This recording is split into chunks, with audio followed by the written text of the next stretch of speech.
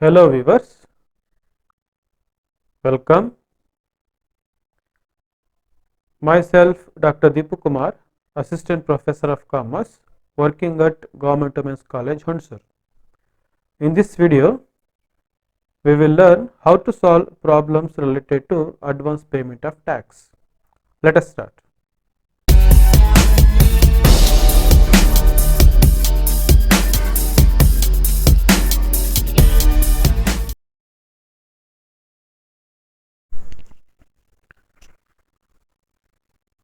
Computation of advance tax. Before getting into the illustrations, quickly we will recap the procedure for computation of advance tax. There are 7 steps. The first step is estimation of income. The assessee has to estimate his income in the financial year. After estimation of the income, the second step is computation of tax. The assessee has to make self-assessment. After estimating the income for the particular financial year, he has to calculate the tax by applying the relevant provisions and the tax rates for that particular financial year. The third step is adjustment of rebate under section 87A. The Income Tax Act provides certain reliefs and rebates for the small tax payers whose total taxable income is 5 lakh or less than 5 lakh. Those assessee will get a rebate under section 87A up to 12,500 rupees. If the assessee's income is taxable income is 5 lakh or less than 5 lakh, then we have to make this third adjustment. The next fourth adjustment or step is surcharge. Surcharge means a kind of tax on tax. So surcharge is applicable to very few assessees whose taxable income is more than 50 lakhs. There are two rates to charge surcharge. If the assessee's total income is more than 50 lakhs and less than 1 crore, the assessee is liable to pay 10% of the tax amount as a surcharge. If the assessee's total income exceeds 1 crore, he has to pay 15% of surcharge upon the tax amount. After calculating surcharge, if any, a health and education cess is provided. It is 4% of the amount of tax. The sixth step is adjustment about deduction of tax at source. There are certain sources of income in which the assessee might have got tax deducted at source. For example, the salary income. A salary income is eligible for tax deducted at source. It means the employer, while paying salary, deducts tax upon the salary. After deducting the tax, he pays the salary to the employee. If you get certain adjustments in the problem, we have to consider TDS before calculating the advance tax. The last step is advance tax payable. It means at the last 7th step we arrived at the amount of advance tax payable by the assessee. Tax rates for the financial year 2019-20. In case of individual, these are the tax rates applicable for an individual in the financial year 2019-20. Up to rupees 2,50,000 nil. It means if the assessee's total taxable income is less than 2,50,000, he has to pay no tax. The tax will be nil. After 2,50,000 and within the 5 lakh, the assessee has to pay 5% tax. If the assessee's income exceeds 5 lakh and it is less than 10 lakh, then he has to pay 20% between 5 lakh and 10 lakh of the income. If the assessee has more than 10 lakh as a total income, then he has to pay 30% of the tax over and above the 10 lakh rupees. If the assessee is a senior citizen, it means whose age is between 60 to 80 years, these are the tax rates applicable for those assessees. Up to 3 lakh there will be no tax. After 3 lakh and within 5 lakh he has to pay 5%. After 5 lakh within 10 lakh he has to pay 20%, and over and above the 10 lakh he has to pay 30% of the tax. In case of super senior citizen, it means the assessee who is 80 years or more, these are the tax rates. Up to 5 lakh there will be no tax, the rate is nil. Above 5 lakh within 10 lakh he has to pay 20%, and over and above the 10 lakh he has to pay 30% of the amount, 30% tax on the over and above the 10 lakh rupees. Installments of advance tax. As I already told in my previous video, advance tax is payable in installments, not in lump sum. The percentage of tax and due dates. Within 15th June of the particular financial year, the assessee has to pay 15% of the total tax. Within 15th September, he has to pay 45% of the taxable tax amount. Within 15th December, he should pay 75% of the tax amount, and within March of the next year he has to pay 100% of the tax, or the whole amount of tax. Let's get into the illustrations. First illustration,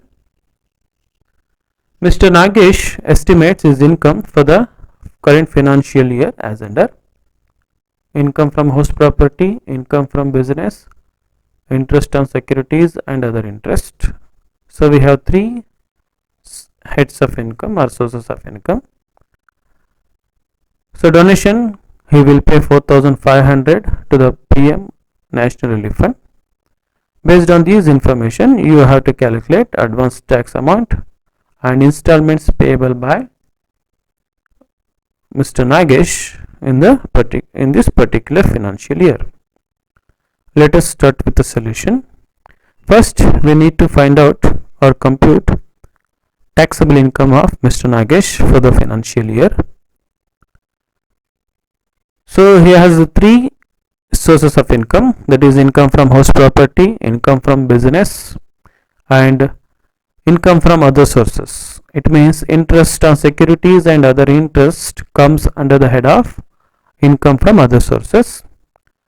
Altogether the gross total income comes around 5,54,500. Out of gross total income, we have to provide deductions in respect of donation that he will pay to PM National Relief Fund. This donation is eligible for 100% deduction. We deduct the whole amount of donation from the gross total income.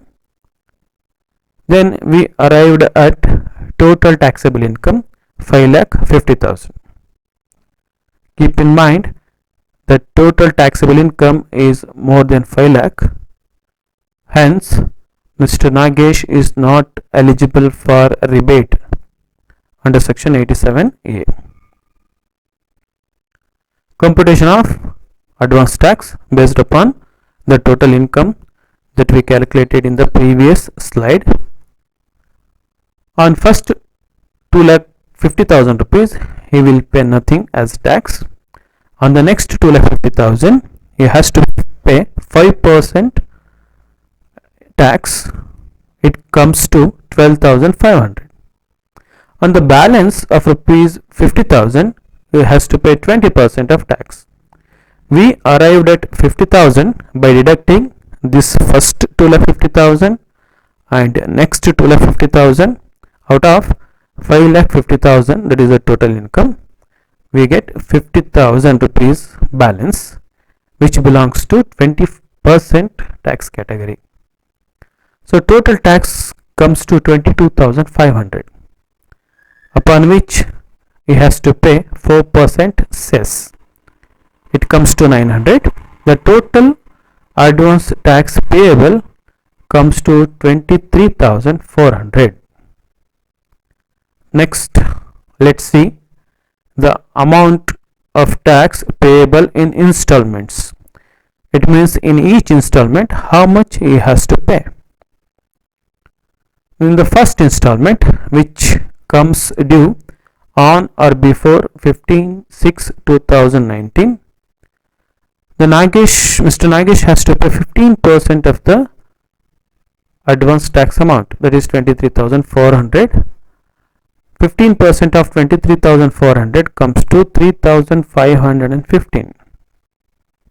In the second installment, which comes due on or before 15th September 2019, Mr. Nagesh has to pay 45% of the tax amount. That is 45% of 23,400. That comes to 10,530. But in this amount, in the 10,530, we already paid in the first installment 3,510.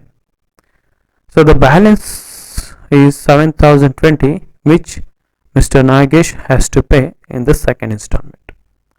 In the third installment, which becomes due on or before 15th December 2019, he should pay 75% of the tax amount. That comes to 17,550. But previously, in the first and second installments, we already paid 10,530. In the third installment, Mr. Nagesh has to pay the difference amount. That comes to 7,020. In the last and fourth installment, which becomes due on or before 15th March, he should pay 100% of his advance tax amount, that is 23,400. But in the previous three installments, he already paid 17,550. Hence, the balance, the difference is 5,850, which he has to pay in the fourth installment. This is all about the first illustrations. Let's see the second illustration. Mr. Kumar has estimated the following income for the financial year. Again, here also we have three heads of income: income from business, income from house property, income from other sources. Compute advance tax. In this illustration, we don't have any amount for deduction. Let's start. Let's continue. First, we need to find out the taxable income of Mr. Kumar. The taxable income, when we add all the three heads of income, we get gross total income 4,90,000.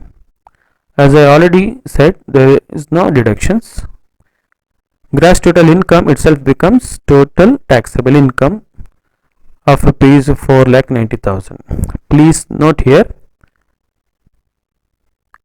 the taxable income is less than 5 lakh. It means Mr. Kumar is eligible for rebate under section 87A. Let's see how much he will pay as advance tax. Computation of advance tax.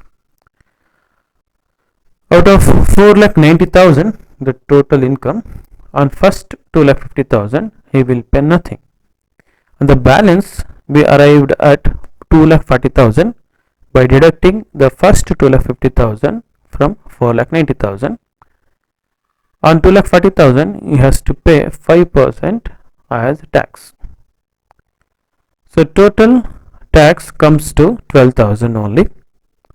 But As the total taxable income is less than 5 lakh, Mr. Kumar is eligible to claim rebate under section 87A. Here Mr. Kumar can get a rebate up to 12,500 rupees. The tax amount payable is 12,000. He can get rebate up to 12,500. We allow the entire tax amount as rebate. Hence, he will pay nothing as advance tax. So, education cess is nil and advance tax payable is also nil. Let's see the third illustration. From the following information, estimate the advance tax payable by Rajesh for the financial year. Here also we have taxable income from business 6,20,000, income from other sources 30,000. Here we have new addition, tax deducted at source 2,328. So he pays life insurance premium amounts to rupees 5,000 per annum, and he will also eligible for deduction under section 80D rupees 4,000. Let's see what will be his total income.